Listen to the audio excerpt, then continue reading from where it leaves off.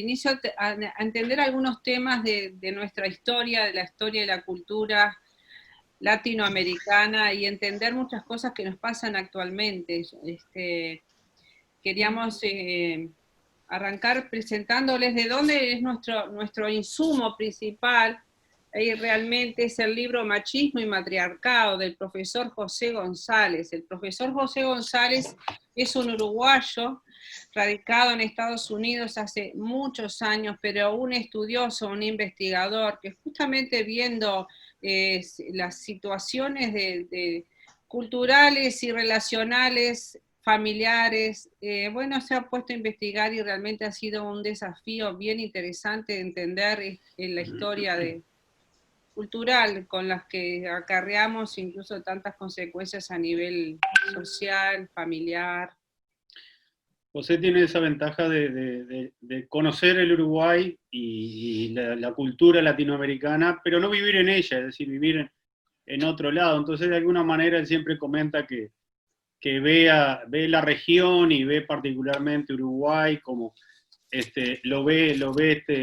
ve sus convulsiones, sus idas y venidas, pero la ventaja de verlo desde un ámbito más apartado,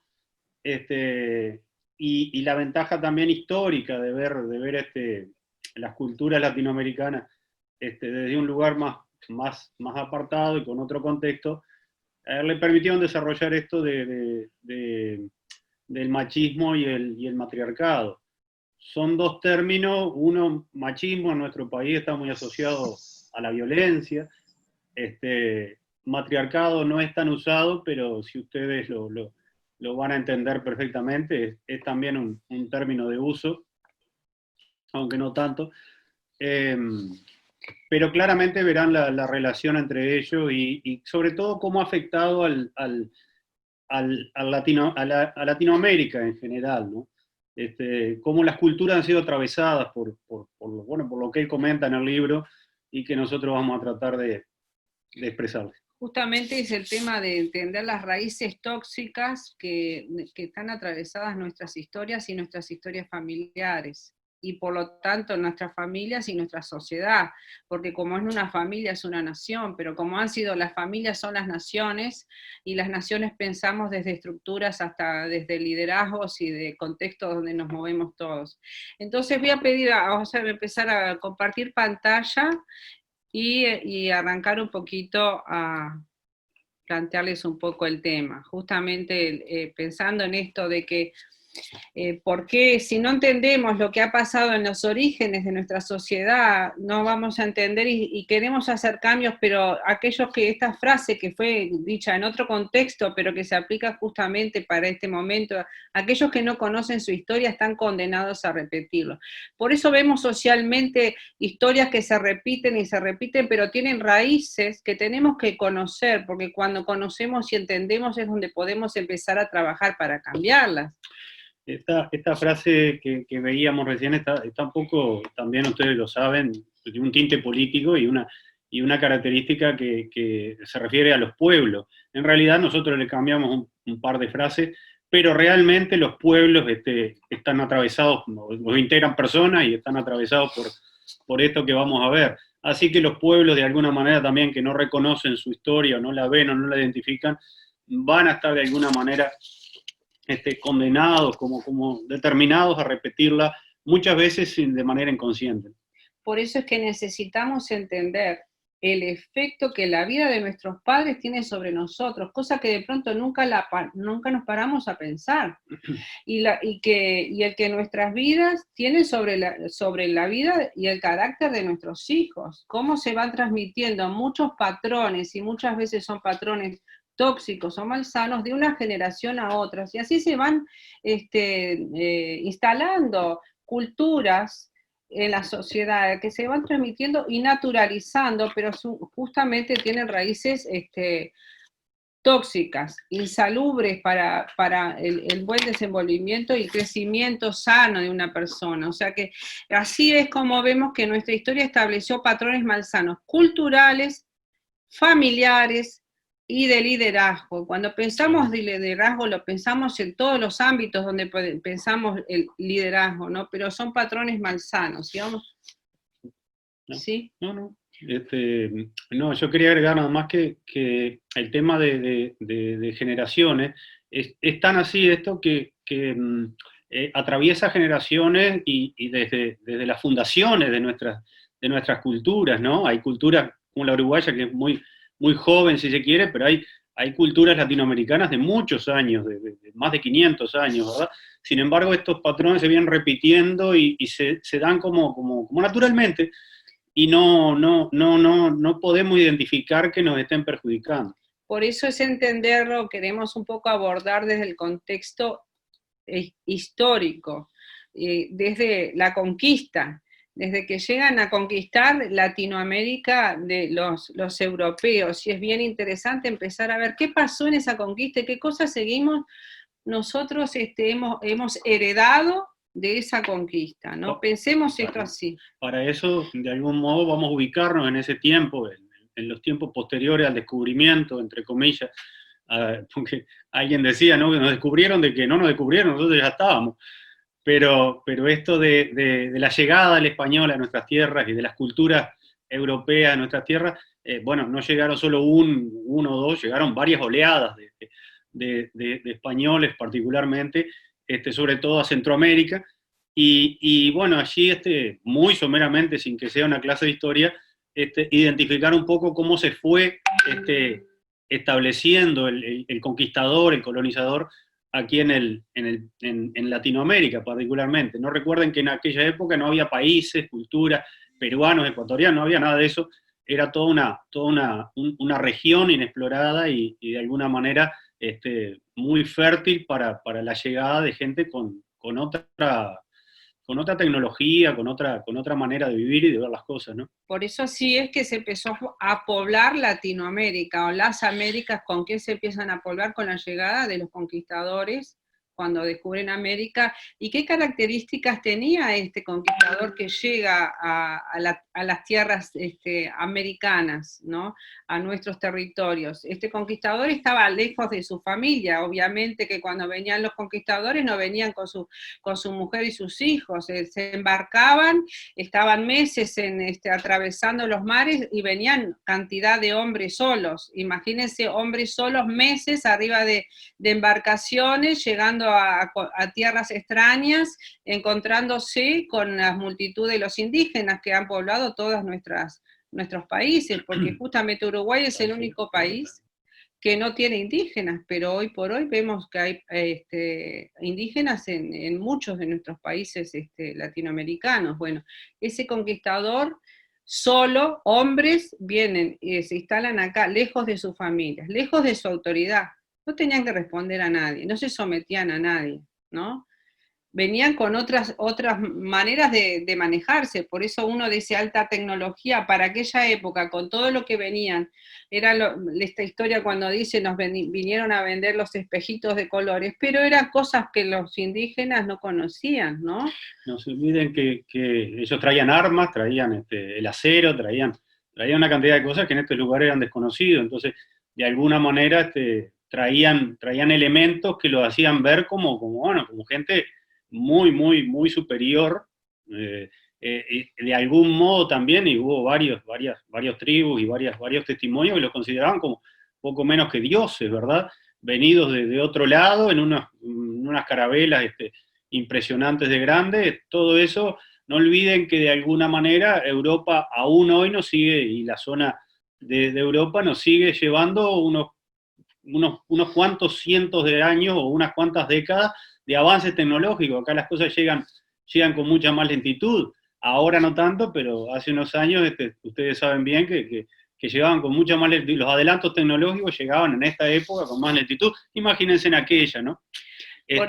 Por eso mismo, además, es el lugar que venían ya, como tenemos el poder, tenemos la fuerza, venimos a imponernos, validados por la religión oficial. ¿Por qué decimos? De alguna manera, si pensamos, fueron los reyes católicos los que les habilitaron a venir a las Américas, y entonces era avalados como con esto de decir, vamos a ir a evangelizar, pero ¿de qué manera? Lejos y justamente a su manera y una manera que realmente muy distorsionada de lo que realmente es los principios y valores cristianos que pretendían venir a transmitir a esta gente que estaba acá en la tierra americana, sí. ¿no? No olviden que de algún modo ellos venían entrenados en esto de llevar la religión católica, digamos, a varios lugares, pero incluso de maneras violentas. No olviden las cruzadas, no olviden todos los años que ellos tuvieron que luchar para sacar la dominación de los moros de España, ¿no? De la dominación morisca y quitar a los musulmanes de la península, ¿no? Entonces, todo esto de la tecnología, todo esto del poder, ¿verdad? La ostentación de alguna manera que hacían, venía acompañado de todo un contexto en los que ellos se imponían por la fuerza. Y la cruz era sinónimo de participación violenta, de participación decidida, de participación militante. Era una iglesia militante, era una iglesia que salía en armas incluso, ¿no? Pero por eso mismo, al creerse con autoridad, tampoco tenían freno de ningún tipo, ¿no?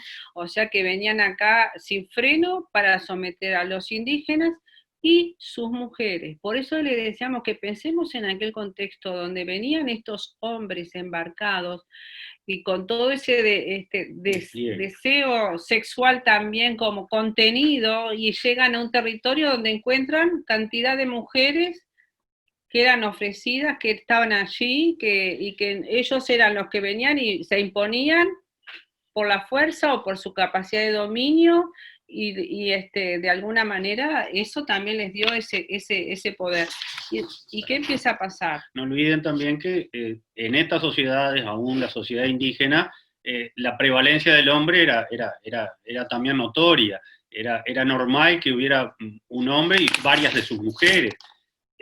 Y la mujer de alguna manera era también la que trabajaba, la que cultivaba la tierra, la que servía, e incluso era moneda de cambio en algunos momentos entre indígenas mismos, es decir, para agasajar algún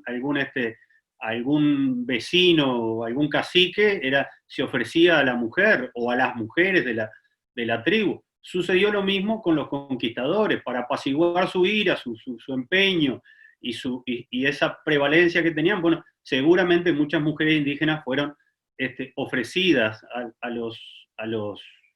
a los conquistadores, ¿verdad? Ofrecidas, y yo pienso que también muchas, no solamente ofrecidas, sino sometidas por la fuerza. Por eso que pensemos en esto, lejos de su autoridad, validados por su religión oficial, pero no tenían que dar cuenta a nadie. Entonces, eso que llevó a que de esa manera empezaron a tener mujeres y a engendrar hijos, engendraron así cientos de mestizos. Las tierras americanas empezaron a poblar con mestizos, pero con mujeres que no fueron reconocidas ni valoradas ni estimadas, como consecuencia de qué manera se empezó a poblar las tierras, con hijos mestizos, concebidos por accidente fuera de un hogar y sin identidad. Hay datos en los primeros 50 años de la conquista, ¿verdad? Hay datos de que llegaron alrededor de 1.000 a 1.500 varones españoles, ¿verdad? Que más o menos generaron, 10.000, decía la crónica de nuestro amigo, el autor del libro, ¿verdad? Y eso generó, piensan algunos historiadores, hasta 1 millón de hijos mestizos en las Américas en aquel momento, ¿verdad? Piensen ustedes que el conquistador seguramente tenía más de una mujer, más de una de las indígenas, algunas vivirían bajo su techo incluso, otras sería la servidumbre, pero de cualquier manera la proliferación de hijos nacidos en esas condiciones particularmente, no tanto por el tema de la raza o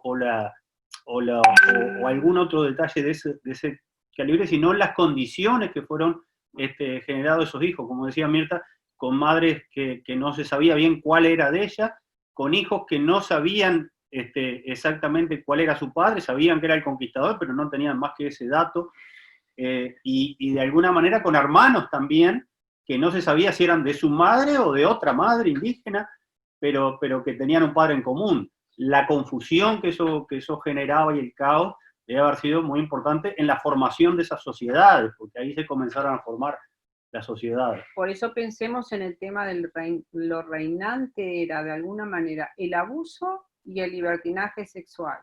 Porque no vinieron las españolas, no vinieron esos conquistadores con sus mujeres.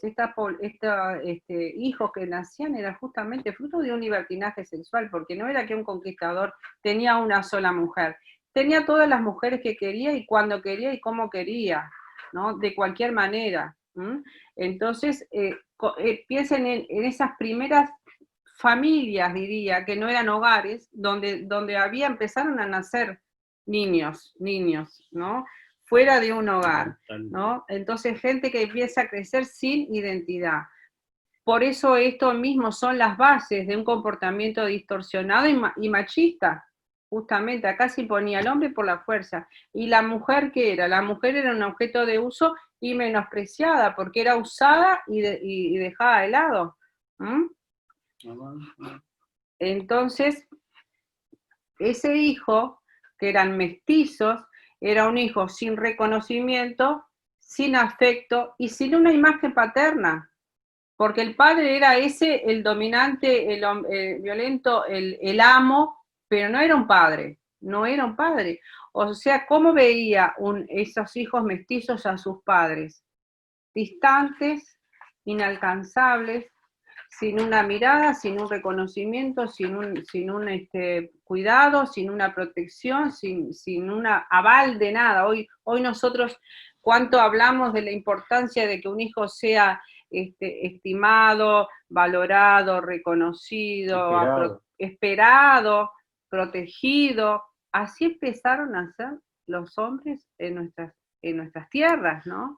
Recuerden también que de algún modo el ver a ese padre y verlo tan inalcanzable, porque era el español, no era papá, este papá que te lo presento, no era así, sino que de alguna manera era el español, el señor español, el conquistador español, y que seguramente no tenía ni idea de cuántos hijos, de todos los mesticitos pequeños que había allí, no tenía idea de cuál era su hijo y cuál no.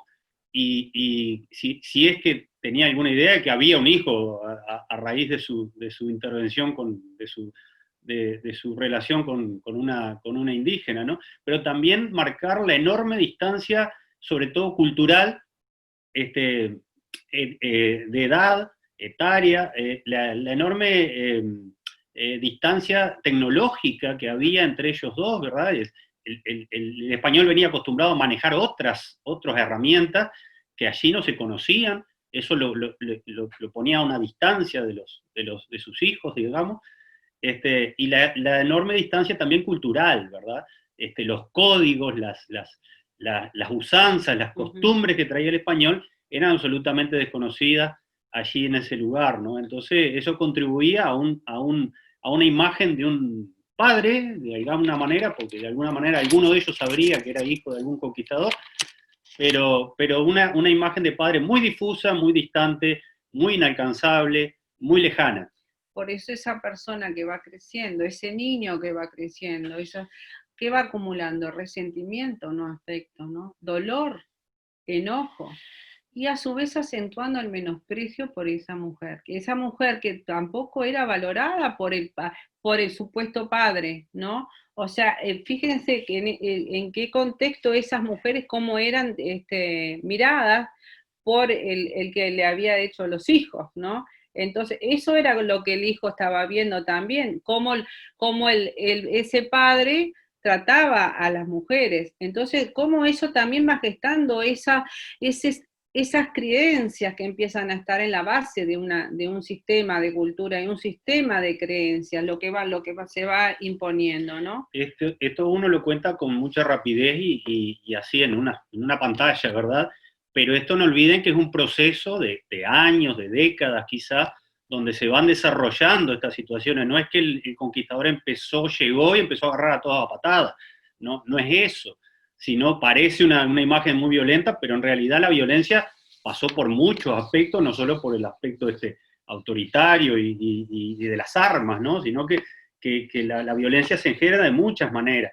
Y esto en el corazón de las indígenas y de sus hijos también es un proceso, no es que de la noche a la mañana empezaron a odiar al padre, ni mucho menos, ¿no? Ni a menospreciar a la madre, que en definitiva fue el que los criaba, ¿no? Pero entendemos cómo de esa manera se va formando el perfil de las personas, del hombre y de la mujer, y de la sociedad, porque ese mestizo que fue fruto de uniones desiguales va a reproducir esa lógica de su concepción. El hijo ve lo que ve al padre hacer, va a repetir lo que veía el hombre violento, muy inseguro, y entonces ¿de qué manera lo traducimos? Como un verdadero huérfano emocional y espiritual. No olviden que de algún modo la inseguridad, una de las cosas que acarrea, lo conozco por experiencia propia, pero lo he visto en multitud de gente, la inseguridad, una de las cosas que nos convierte en violentos.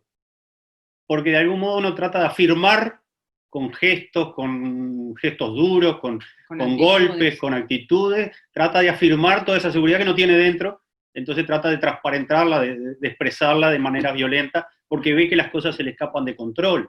Entonces esa inseguridad es un rasgo muy característico, o la violencia, mejor dicho, un rasgo muy característico de las personas, sobre todo los varones inseguros, ¿no? Que no están seguros en su interna, ¿no? Y tratan de aparentar fortaleza física y fortaleza actitudinal de ese modo, ¿no? Por eso, si empezamos a ver esto que está en las raíces de nuestras cultura o civilización, y vemos actualmente con las cosas con las que nos enfrentamos con el tema hoy por hoy violencia, y violencia intrafamiliar y violencia doméstica, y empezamos a pensar en el perfil del hombre y de esa mujer que toleran o que naturalizan determinadas maneras de relacionarse, de vincularse y de convivir, vemos que todo lo que generacionalmente se ha ido gestando, ¿no? Porque pensamos hoy los padres o padres ausentes, pero como padre, el padre era un ser remoto y autoritario, no era un padre presente, no era un padre que validara, no era un padre que protegiera, pero además no era una autoridad respetada o respetable, sino autoritario, se imponía por la fuerza y daba temor. Ese padre. No era un padre cariñoso, afectuoso, sino un padre autoritario, un padre que se impone, pero lejano afectivamente. A su vez, como esposo, como marido, un déspota, infiel y exigente. Se hace lo que digo, o por eso hablaba aún también hasta esto del desorden a nivel de la moral y sexual, ¿no?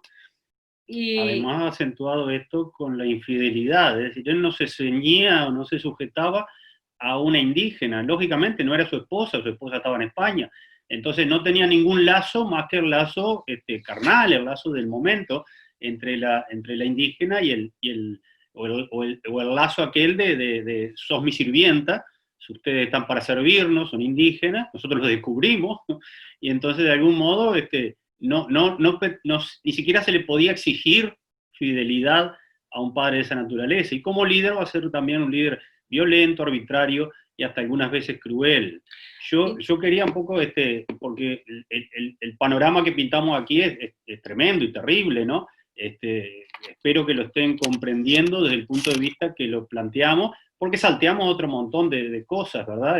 No dudo que la conquista también tiene que haber tenido sus partes buenas, o algunas al menos, qué sé yo, no lo sé, pero sí plantear esto, que cómo de alguna manera las sociedades se fueron formando de este modo, los pueblos, las sociedades, las culturas se fueron formando, o por lo menos es lo que plantea el autor que mencionábamos, José González, se van formando de este modo esas culturas, esas maneras de manejarse, esas relaciones, ¿verdad? Las relaciones desiguales, asimétricas, ¿verdad? Entre un padre lejano y una madre muy por debajo, tecnológicamente, socialmente, intelectualmente incluso, ubicada en una relación muy, muy, muy desigual. Por eso, y de alguna manera ese líder, como líder, era un ser violento, era arbitrario, era cruel, pero pensemos desde otro lugar, la mujer en qué lugar estaba. Por eso el machismo, de alguna manera, ¿qué pensamos que es el machismo?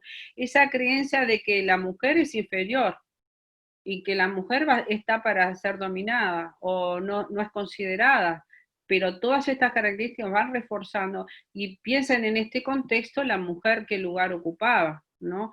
Y cómo fue eso también transmitiéndose de una generación a otra. Pero ¿qué pasó? Acá estamos hablando en este contexto histórico de estos hombres y los hijos mestizos, las mujeres, las españolas, no habían venido todavía, o las esposas, las mujeres, los conquistadores. ¿Qué pasa? Cuando llegan las legítimas, porque estas no eran las mujeres legítimas, capaz que algún conquistador se quedó con alguna indígena, pero no eran las mujeres legítimas. ¿Qué pasa cuando llegan las esposas legítimas, las españolas? La situación ya estaba instalada. El marido ya tenía cuántos hijos de cuántas mujeres. Pero ¿y qué iban a hacer?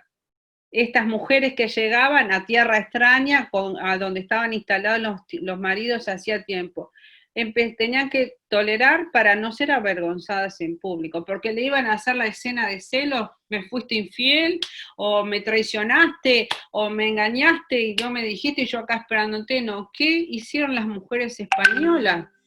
Esas legítimas mujeres toleraron la situación para cuidar las apariencias, ¿no? Así es que se adopta de algún modo la costumbre del decoro, de no digas nada, del disimulo y de ocultamiento. Es decir, yo sé que esta situación está, pero mientras no me avergüences en público, era el planteo de la esposa, ¿verdad? De la legítima esposa española, mientras no me avergüences en público, bueno, podés seguir con tus aventuras, pero no me avergüences en público y yo voy a mantener las apariencias. Ahí se genera esa cultura de las apariencias, de mantener el hogar, de mantener al matrimonio unido, pero en realidad por debajo, por detrás, oculto convenientemente, había un doble escenario, una doble actitud.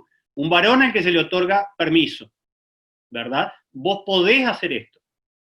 Yo lo tolero, no me gusta, pero lo tolero, porque ya no hay manera de volver atrás. De algún modo podía ser infiel mientras mantuviera esas apariencias y mientras esas condiciones se fueran dando. Y la mujer, como contrapartida de eso, iba adquiriendo poder, porque de algún modo el secreto la habilitaba. De alguna manera, si uno piensa históricamente, esto cuando dice el disimulo y cómo se le habilita al hombre, vos podés tener muchas mujeres. He escuchado a mucha gente, a veces hasta en la misma consulta, habilitando cuando empiezan una relación, bueno, conmigo no, pero si querés andar, tener lo tuyo y te espero.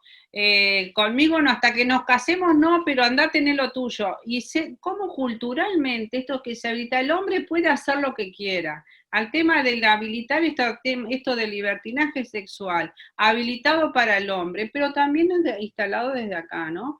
Mientras conmigo no te metas, pero venía a casa con tal de que incluso dice, me aguanto con tal si trae toda la plata a casa, me aguanto la infidelidad. Lo he escuchado muchísimas veces esto en la consulta también, o en situaciones familiares. ¿Cómo se van habilitando esto? El hombre puede, entonces se le otorga ese permiso que es tácito.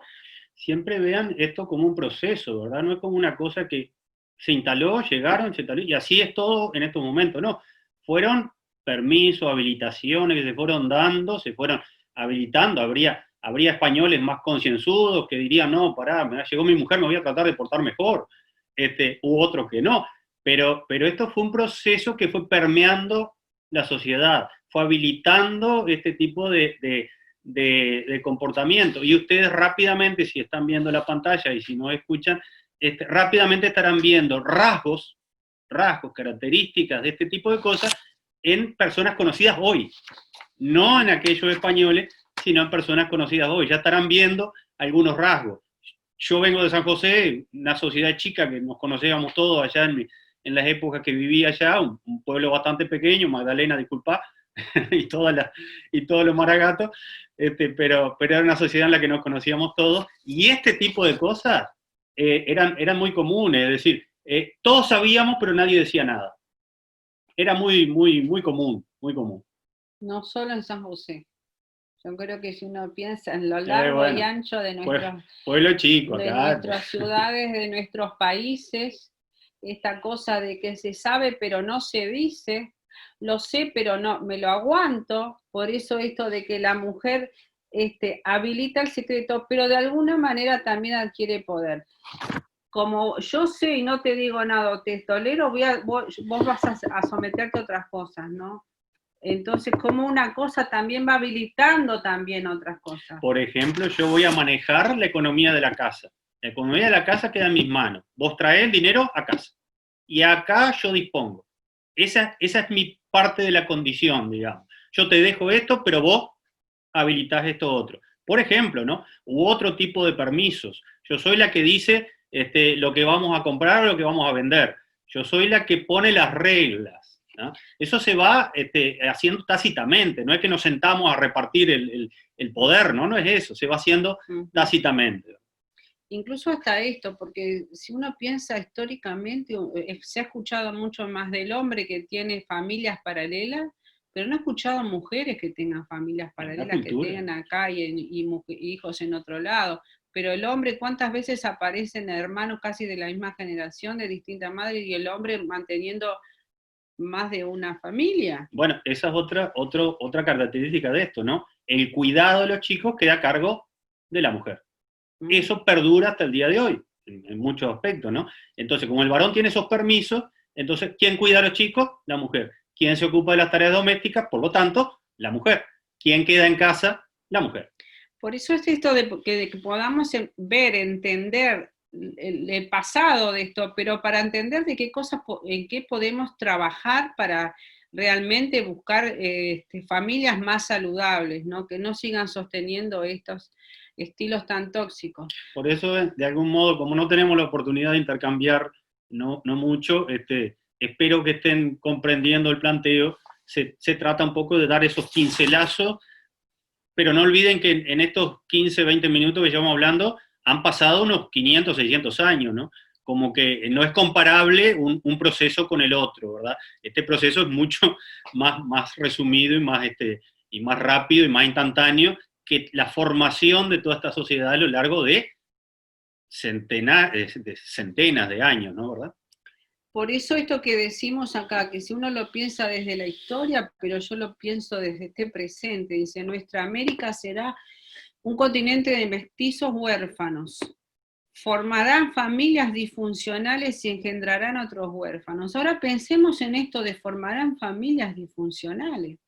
Las familias disfuncionales ya nomás donde hay un hombre y una mujer que vienen de historias que no se pararon a trabajarlas, a pensarlas, a identificar qué cosas eran saludables y qué cosas no. Van a repetir esos modelos y naturalizando la disfuncionalidad, naturalizando que el padre no cubra su rol o la madre cubra su rol. Y de alguna manera esto también es una orfandad, porque a veces dice, sí hay un padre y una madre, pero esas necesidades básicas que cubre un padre y una madre que no la están cubriendo, es lo que también está reforzando un sentido de orfandad, un vacío y una necesidad no cubierta en un hombre y una mujer que vuelven de alguna manera a formar otra familia, pero a reproducir más de lo mismo y más de lo mismo, ¿no? Piensen en esto de los chicos que hoy a ustedes le habrán comentado, aquello del papá ausente, que si bien está presente físicamente, está alejado de él. Quizás no tenga raíz en esto que estábamos hablando, de ese papá que por generaciones entendió que su papel era mantenerse emocionalmente alejado, mientras que el papel de la mamá era la cercanía emocional, justamente. Entonces, la cercanía emocional que hace de alguna manera esa frase que en todo Uruguay la conocemos, los hijos son de la madre. Los hijos son de la madre, ¿verdad? Por eso, de algún modo, también habilita al padre abandónico, el padre que hace hijos y se manda a mudar porque los hijos son de la madre. Esa cercanía emocional que las madres establecieron desde generaciones antes, ¿verdad? De alguna manera está engendrando esto del papá ausente, que está en la casa, que se lo ve, pero emocionalmente está distante, porque quizás tenga raíces en esto. Y que sin duda esos jóvenes cuando crezcan, esos niños cuando crezcan con una idea muy distante de un papá lejano, engendrarán a otros porque ellos no tienen esa imagen de papá cercano, de papá emocionalmente protector, cercano, que se mantenía siempre al alcance de ellos, sino todo lo contrario, ¿verdad? Entonces, inevitablemente uno traslada hacia la generación siguiente lo que está en su corazón, hasta que no lo identifica, ¿no? Hasta que no lo identifica no lo puede trabajar, porque por otro lado, otro aspecto que también vemos y siempre se dice, las mujeres son más emocionales, los hombres no. Pero los hombres también tienen emociones. Lo que pasa es que han sido enseñados. Los hombres han sido enseñados, los hombres no lloran, o los hombres no hablan de lo que sienten. Yo creo que es otro de los aspectos que también necesitamos entender, cambiar, trabajar en nuestras familias, en nuestras generaciones. Los hombres y las mujeres estamos equipados con las emociones, pero ¿cuánto la validamos? ¿Cuántos las expresamos? ¿Cuántos las saneamos para crecer saludablemente? Imaginen también lo que decía Mirta, un poco este estereotipo, ¿verdad? De los hombres no lloran, si tendrá algún parentesco con esto del español soberbio, conquistador, instalado allá en un lugar en una altura muy, muy, muy inalcanzable, que no se le veía un rasgo de cercanía o de alguna emoción, no trasuntaba más que emociones quizás violentas o gestos duros de un militar, de una persona que venía a imponerse por la fuerza, o no necesariamente de un militar, pero sí de una persona que de algún modo estaba entrenada en una manera de hacer las cosas.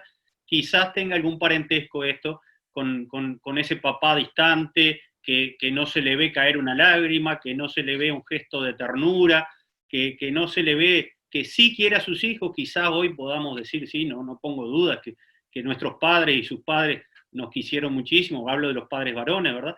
Pero quizás no lo expresaron, no supieron expresarlo, porque traían en su bagaje, en su ADN cultural, esto de no expresarlo, porque de alguna manera el hombre que expresa emociones no es muy macho. Y no expresa, y de algún modo se convierte en alguien vulnerable, en alguien débil incluso, ¿no? Entonces eso está muy mal mirado en el contexto varonil, el varón débil. Entonces, por lo tanto, nos disfrazamos con estos estereotipos y no llore, mijo, no llore, hágase hombre, ¿verdad? Esa frase que si habremos escuchado en nuestra infancia, ¿verdad? Uh-huh.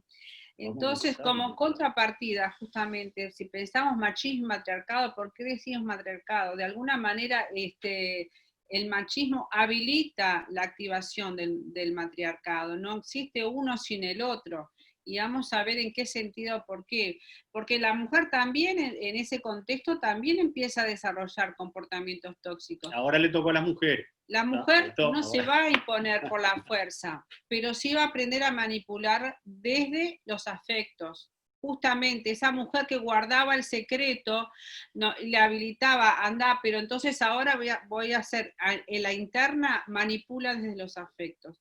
Favorece o castiga a su esposo de acuerdo a cómo se siente, ¿no? Esto de que la mujer aprende a manipular desde los afectos es hasta... muchos de ustedes conocerán la historia bíblica de los papás de Jacob y Esaú, de Isaac y Rebeca, cómo de alguna manera ellos manipularon a sus hijos para ponerlos desde su lado, ¿verdad? Incluso hay una frase que dice, pero Rebeca amaba a Jacob, ¿no? Entonces, todo esto del afecto, esto de decir, ay, mijito, te casaste con esa chica, pero yo te cocino mejor, no te olvides que en casa siempre tenés lugar, no te preocupes, ay, ¿cuánto hace que no me venís a visitar? Me estás dejando olvidada. Todo ese manipulación de los afectos que cobra un disfraz muy, muy, muy, muy cariñoso, muy afectivo, ¿no? Pero sin embargo, por detrás es una manipulación, no una manipulación malintencionada, sino que es una manipulación cultural.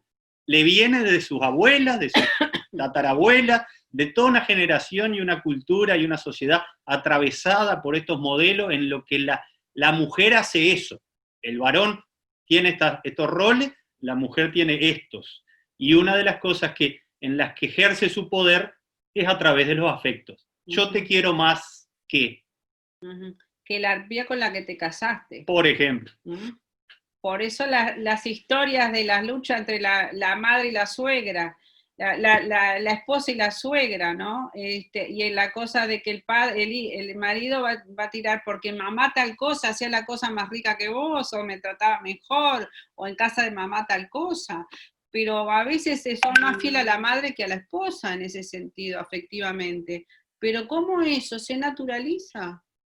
Y se va transmitiendo, pero no se para a pensar. Por eso esto de parar a pensar en nuestras familias y poder identificar comportamientos machistas y comportamientos de matriarcado en nuestras familias de origen, en nuestras historias, para entender esas disfuncionalidades que seguimos sosteniendo tan naturalmente, ¿no? Una de las cosas también, lo ven ahí en pantalla, ¿verdad? Pero la mujer en esta posición favorece o castiga a su esposo, como si fuera un niño, ¿verdad? De acuerdo a cómo se porte. Si se portó bien, bueno, le hago una rica comida, o le doy permiso sexual, o se lo quito. Eso en la interna de los matrimonios, miren que no está tan alejado de la realidad, ¿no? Ella es la que da permisos, o los otorga, o los quita, ¿verdad? Y vuelvo a insistir, no estamos pintando un monstruo femenino o masculino. No hay una intencionalidad, hay un ADN cultural que se establece desde sabe Dios qué épocas, ¿verdad? Y va atravesando la sociedad, las épocas, los años, los países, incluso las fronteras, los va atravesando y va ocurriendo este tipo de cosas y se repiten una y otra vez en los hogares, ¿no? No es una cosa extraña. En algunos lugares, nosotros veníamos de Perú hace unas cuantas semanas, ¿verdad? Antes de la pandemia, y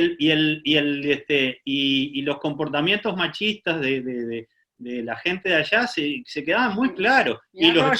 Y los comportamientos matriarcales también, es decir, que quiere decir que no es privativo de una sociedad o de otra. Nosotros reconocemos algunos acá, pero esto atraviesa toda Latinoamérica. Esa misma mujer también, como decíamos recién con el ejemplo que les traje, teje alianzas con sus hijos, fundamentalmente con sus hijos varones, pero teje alianzas con sus hijos, y es ese típico comentario, ¿no? No le digas a tu padre, vení, vos hacé como que hiciste todo bien, pero después conmigo te entendés. Es lo que hizo Rebeca con Jacob, ¿no? Mira, vamos a arreglar este engaño con tu padre y vas a ver cómo todo marcha bien. No te preocupes vos. O si no, decirle que sí, pero después se hace como yo quiero. O como yo digo. A espaldas del hombre. Entonces, ¿cómo una cosa va habilitando otra? Y cómo eso va repitiendo. Y cómo se desdibuja el matrimonio, ¿verdad? Porque el matrimonio de algún modo está atravesado por estos secretos, estas alianzas, esto que vos sabés pero yo no sé, o nosotros dos lo sabemos pero tu padre no. Esto va minando al acuerdo original y al pacto original que tenía que haber entre marido y esposo, que tenían que ser una unidad. Bueno, ya no lo están siendo porque estos secretos están atravesando, están desdibujando, están desmantelando, ¿verdad? También la mujer en esta característica cría y retiene hijos varones con su cariño, es lo que hablábamos recién, ¿verdad? Yo te cocino mejor, yo te quiero, vos vení conmigo que yo te quiero. Y también en el caso de las hijas mujeres, las modela así, sufridas, para aguantar a su marido, no para amarlo. Vos, mi hija, tenés que aguantar, vos dale a tu marido lo que pida, y vos tenés que aguantar. La hija sufrida que aprende ese comportamiento en el hogar, ¿verdad? Entonces, ¿cómo esto se va transmitiendo? Entonces, ¿qué es el matriarcado? Es el gobierno de la casa por la mujer, ¿en base a qué? A su rol de madre, ¿no? Va a estar imponiendo su voluntad sobre los demás, pero mediante una manipulación egoísta, engañosa de los sentimientos. Es un chantaje a cambio del amor y el cariño. Entonces, por eso que decimos que una cultura machista desencadena un matriarcado, y es una compensación que hace la mujer, como una solución malsana a una situación de opresión, porque la opresión estaba. Es lo mismo que hacían las mujeres españolas allá, una compensación. Bueno, yo acepto esto, pero tengo este otro derecho. Ahora, por eso es el tema de que el otro extremo que podemos pensar hoy, el feminismo, es la reacción, pero tal vez es esto de entender para poder trabajar desde otro lugar para los cambios, para vivir mejor. Porque no es el extremo de nosotros al poder, ni está uno por arriba y encima del otro, ni el hombre por encima de la mujer, ni la mujer por encima del hombre, sino mirar desde otra perspectiva y sanear esto que venimos repitiendo generacionalmente. ¿Mm? Entonces vemos que el machismo admite una preferencia al hombre, pero cuanto el hombre más trata de enseñorearse y dominar a su esposa y sus hijos, menos respeto le tienen. ¿Mm? Y termina cediendo que la autoridad moral a su mujer. Y esto es el desbalance de muchos hogares, de muchas casas, de muchas convivencias familiares, ¿no? Con Mirta hemos tenido alguna oportunidad de trabajar con matrimonios y familias, o con chicos que estaban por casarse, o estaban formando su hogar, o ya lo habían formado y querían alguna orientación, o tratábamos de dársela. Y una de las cosas que preguntábamos, recuerdo, y que lo dejaba muy sorprendido, le preguntábamos, ¿quién manda en tu casa, en tu hogar? ¿Quién manda? ¿Quién realmente manda? Porque siempre hay uno que prevalece sobre el otro, en fin, uno que toma las decisiones. ¿Quién es el que manda, digamos? ¿Cuál es la autoridad en la casa? ¿Realmente cuál es?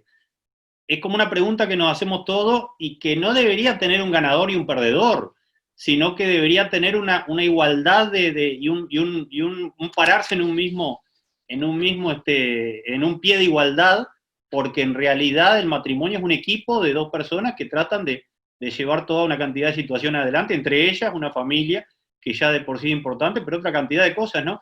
Entonces, de alguna manera es una alianza entre dos personas en un plano de igualdad. Sin embargo, sí, de igualdad y de complementariedad. De complementariedad. Pero justamente no pero es lo que no se da en la mayoría de nuestros hogares. Lo reconocemos, en el nuestro se dio en muchos momentos, en algunos momentos de una manera, en algunos momentos de otra, hasta que fuimos empezando a comprender que esto no era una competencia entre quién mandaba y quién hacía las cosas, o quién cedía y quién no se trata de eso, porque eso traía una y otra vez conflictos y disoluciones en el matrimonio, y por ende, por supuesto, en la familia, ¿no? Que repercutía inmediatamente, ¿no?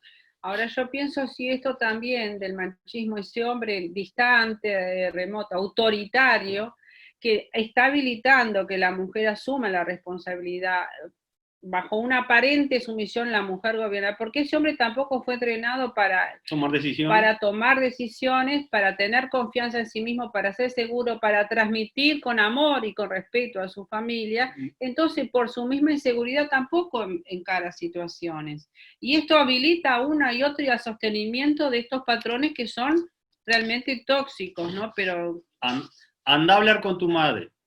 Esa es de algún modo la frase que muchos en nuestra infancia o en otras familias escuchamos, ¿verdad? Anda a hablar con tu madre primero, anda a hablar con tu madre. Después, si ella habilita o no, ahí vemos qué pasa. Pero generalmente, en muchos lugares, la autoridad moral, la autoridad de adentro, la interna, era la mujer, que en realidad quizás ni la quería a esa autoridad, sino que se veía obligada a tomarla y asumir la responsabilidad del hogar frente a la ausencia o frente al retiro del varón. El varón se retiraba. Generalmente el varón se retira hacia lo público, va a reunirse con sus amigos. Entonces, quien queda en la casa justamente y marca las reglas de juego con su familia, con los hijos, seguramente, es la mujer, ¿verdad? Quien los conoce más, quien desarrolla más relaciones de cariño, de amor, quien va, sin quererlo, quizá inconscientemente, manipulando el corazón de sus hijos también de alguna manera. Bien interesante, muchas veces hasta en la consulta, cuando vienen hombres, varones, muchachos, jóvenes o hombres ya casados, pero muchachos jóvenes dicen, les pregunto, ¿con quién, cuando tenés un problema, es con mamá? Hablo con mamá, no hablo con papá. papá nunca ha estado, papá no me entiendo, papá no se sienta a hablar, pero yo hablo de varones grandes, ¿no? Entonces, cómo esto se sigue sosteniendo por esta paternidad que no se asume porque uno repite lo que aprendió, ¿no? Miren que esto de los roles en la sociedad atraviesa esto de la conquista, ya quedó atrás y lo vemos hoy, en las escuelas, en mi época de la escuela, ¿verdad? Y creo que ahora todavía debe pasar, ¿quién iba a buscar la llave? El varón.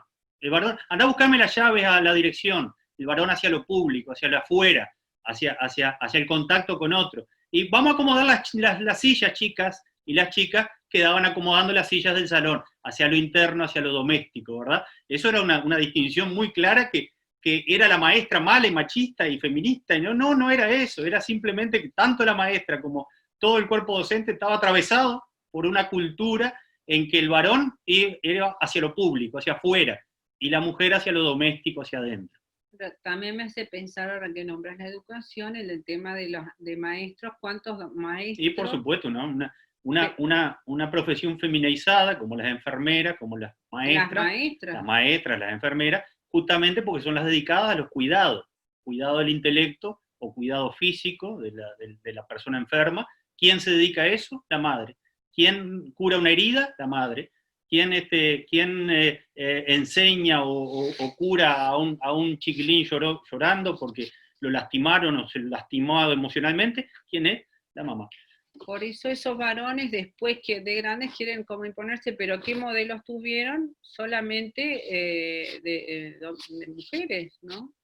Entonces, ¿cómo eso va gestando otros comportamientos sociales? Hasta eso que mencionás es completamente cierto, porque el niño sale de un varón donde la autoridad es la madre y va a dar a una escuela donde la autoridad generalmente es una mujer también, porque son profesiones dedicadas a los cuidados o a la enseñanza. Por ejemplo, las maestras, todos sabemos que es una profesión feminizada.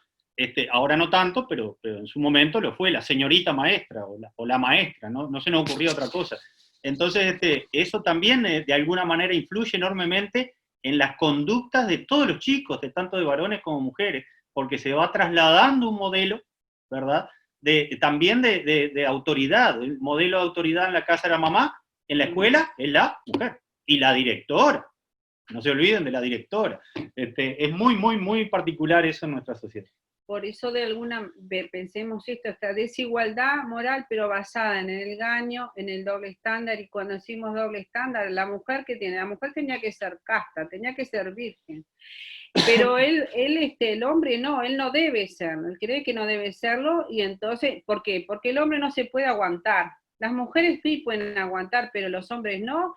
¿Quién dijo eso? Biológicamente no es así, pero culturalmente se ha aceptado y ni siquiera se ha cuestionado. Los hombres tienen derecho, las mujeres no. La mujer que anda con muchos es una loca, el hombre que anda con muchas es un ganador, es un super macho. Entonces, esto lo convierte a que al hombre en un macho irresponsable, mujeriego, infiel, pero además abandónico, hace hijos por todos lados, pero no está presente, o se la habilita, ¿no? Entonces se aplaude al varón rebelde que no se somete a nadie. No se somete a ningún pacto, ni a ningún acuerdo matrimonial. Ni respeta nada, ni a nadie. Pero, y a esto del aplauso, a la admiración al varón que tiene muchas mujeres, o que ha tenido muchos amores, muchos amoríos, como decía Mirta. Que ha sido el ganador. Claro, que ha sido el ganador, entonces eso socialmente se aplaude, mientras que una mujer en la misma situación es considerada, ustedes saben, una persona poco menos que promiscua, ¿no? Una cosa muy, muy, muy, muy, muy censurable. Y me hace pensar hoy, estos son pensamientos en voz alta, en lo que seguimos viendo en nuestra sociedad actual, como este tema del manejo de la sexualidad y el libertinaje, lo que pasa con el tema de abuso de menores, con el tema de la prostitución. Les dejo ahí picando para que lo sigan masticando el tema, pero ¿qué pasa con esto de este machismo, ¿no? Entonces la mujer debe ser sufrida, abnegada, debe aguantar, y a ella después se las etiqueta con esto, son las víctimas, o son las arpías, son las brujas, o son feministas, ¿no? Pero como madre va a criar los hijos para ella, pero les hace daño, porque va a establecer una dependencia emocional mutua y malsana para ese varón, que mañana es el machista, golpeador, violento, inseguro, que se impone, pero que es inseguro. La madre que cría a los hijos para ella, no es lo hace de egoísta ni por no compartir, es que al no tener el cariño y el amor y el respeto del marido, de alguna manera trata de involucrar a sus hijos en una relación que no debería ser así, que resulta malsana, porque, como le decía, teje mejores alianzas con sus hijos varones que con su propio marido, cuando debería ser absolutamente al revés. Las alianzas que se tejen en esos años de crianza pueden durar el resto de la vida. Pueden durar fácilmente el resto de la vida, y allí, cuando ese varón sale a formar su propio hogar, aparecen los conflictos. Vengo y comparo a mi esposa con mamá, y las comparaciones ya sabemos que son odiosas, pero generalmente la que sale perjudicada es la esposa, la novela esposa, porque no calza los puntos de esa mamá admirada en la niñez y tan respetada, ¿no? En la niñez tan cercana emocionalmente al corazón del varón, porque el varón, lejos de no tener emociones, las tiene muy intensas, y más en edades tempranas, ¿verdad? Donde están necesitados de afecto, de cariño, de aprobación. Yo a veces me animo a pensar que mucho más los varones que las niñas, porque las niñas adquieren esa seguridad que también la madre les va inyectando, ese vos tenés que arreglarte por vos misma, aguantar, callarte la boca y seguir para adelante, y el varón como que puede tener esos vaivenes de ida y vuelta, y siempre encontrará el refugio de su mamá. Puede salir ahí de aventuras por ahí, y puede haber sido muy, muy desilusionado, siempre tendrá el refugio de mamá que lo va a abrazar y acoger, ¿no? Ahora, y cuando después forman nuevos parejas, hogares, familias y hijos, tampoco pueden instalarse en un rol paterno. No Entonces, saben cómo. Veíamos esto de esa ausencia de paternidad que da identidad y forma hombres, varones o hijos huérfanos, hijos e hijas, porque la mujer también, la niña también precisa la figura paterna que le dé identidad, pero eso es lo que se va reproduciendo en nuestra sociedad, ¿no? Entonces, ¿qué pasa de alguna manera redondeando esto? El tema da para muchísimo, pero de alguna manera el machismo y el matriarcado corrompen la autoridad y el amor. La autoridad y el amor, porque lo que se da es autoritarismo y lo que menos es y engaño. Corrompen la autoridad y el amor, estableciendo un sistema egoísta y engañoso como algo normal, natural. Esto es así, nadie lo cuestiona, nadie se paró a pensar en esto. Es así y es así de toda la vida, siempre fue así. Entonces, ellos causan el dolor a nuestras familias, lo que el machismo y el matriarcado, y la inmadurez de nuestros líderes. Pensemos líderes a todas las dimensiones, líderes desde gobiernos, desde trabajadores, desde autoridades eclesiásticas, y en todos los órdenes. Entonces, detrás de estos patrones se escuda todo un ejército de actitudes y hábitos que adoptamos y nos vamos consintiendo mutuamente, porque nadie se para a confrontar, ni a analizar, ni a ver qué consecuencias está trayendo a nuestras familias y a nuestras sociedades. Y pensemos esto lo cambia el feminismo. No lo va a cambiar el feminismo, lo va a cambiar cuando paremos a pensar estas cosas y a trabajarlas. Y un aspecto que va a trabajar principalmente es la orfandad con la que estamos creciendo como familias, como personas, la orfandad. Un detalle nada más y un apunte, que es tal el tema de la inmadurez que no alcanzamos, producto de estas etapas, ¿verdad? Que cuando ya somos adultos, hacemos gala de la misma inmadurez.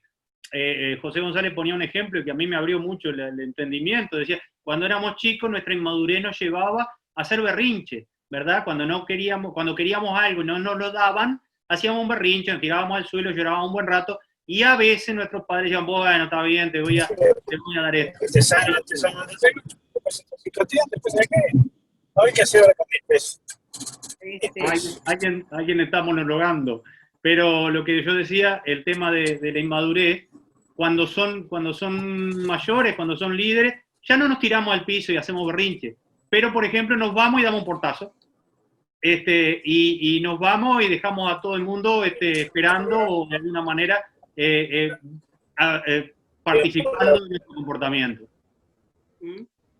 Entonces, pensando en este tema, justamente queremos redondear o dejar planteado el tema, justamente que el machismo y la orfandad son primos hermanos.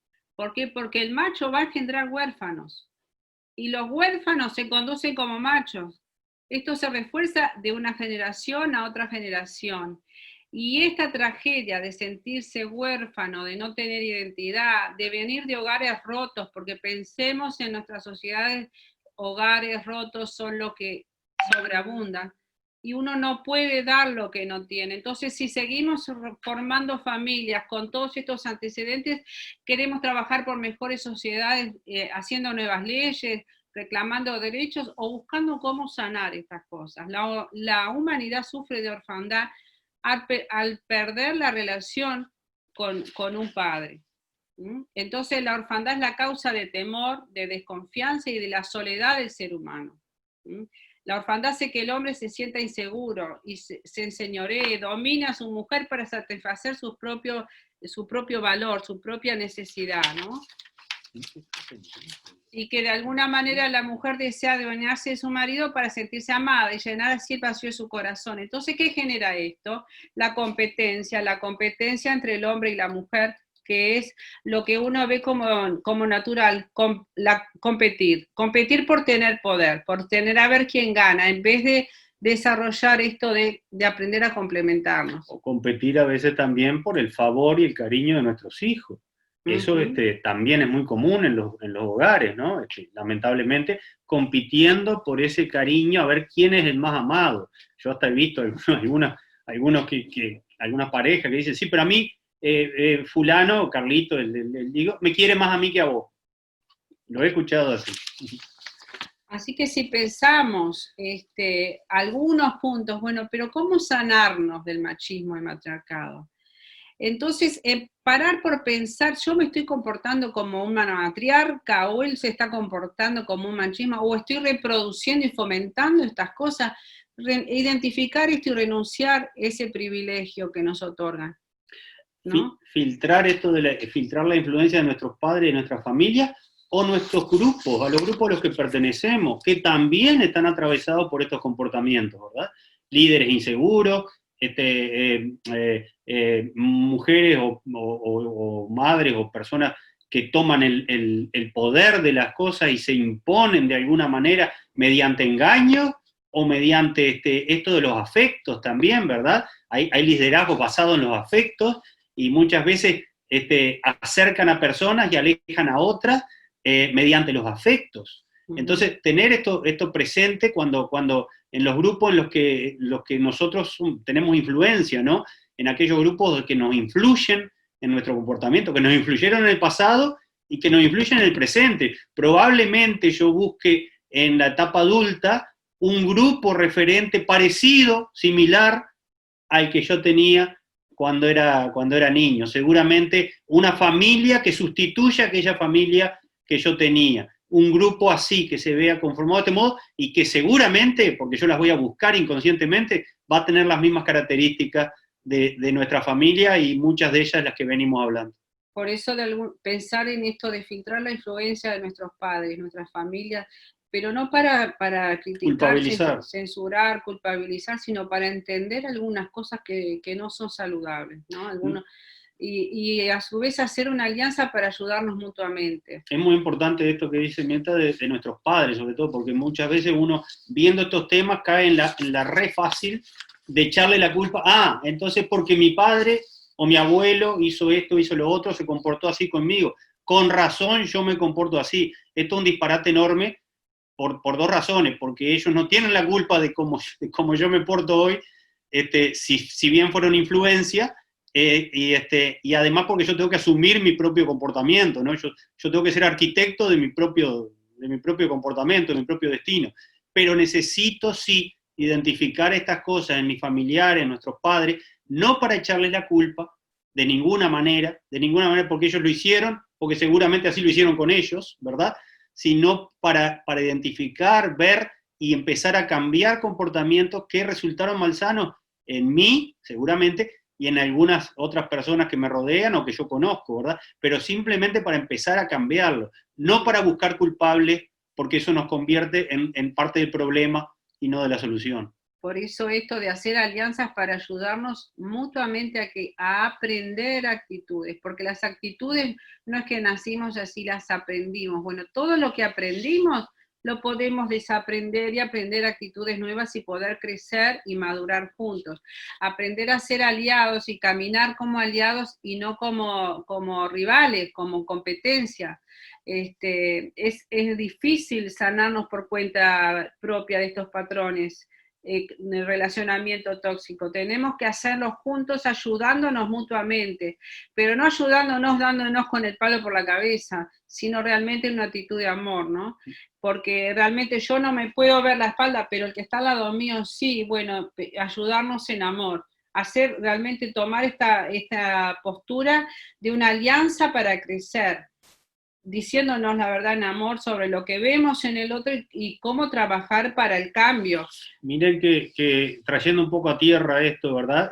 Miren que forma todo parte de un proceso, incluso en ese proceso uno puede involuntariamente o voluntariamente dañar al cónyuge o a la pareja. Es muy fácil, lo decimos por experiencia propia, es muy fácil identificar estas cosas en tu familia, pero también en la familia de tu cónyuge, y decir, al poco rato de entrar en estas cosas, decir, ah, sí, esto es porque tu madre tal cosa, o porque tu padre hizo tal otra. El llevar la culpa hacia el terreno del cónyuge, como si se tratara de un rival, y culpabilizar de los comportamientos de hoy, ah, esa fue tu madre que te inculcó esto, o ese fue tu padre que te inculcó esto otro. Eso es otro error, porque no ayuda, no edifica para nada, y simplemente lo que hace es meternos a cada uno en una trinchera a ver quién se defiende mejor.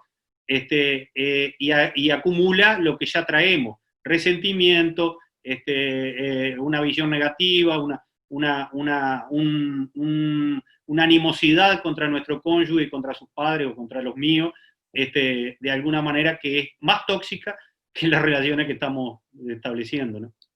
Por eso, bueno, acá era un poco esto lo que estábamos diciendo, poder trabajar en esto desde el diálogo y aliándonos para superarlo y darnos ese permiso para sacar a luz, pero no con esto de ofenderse ni defenderlos, no se trata justamente de culpar ni de justificar, sino ver para sanar, construir vínculos saludables, porque eso va a ser nuestro mejor legado, a nuestra descendencia y a nuestras generaciones futuras, a nuestra sociedad.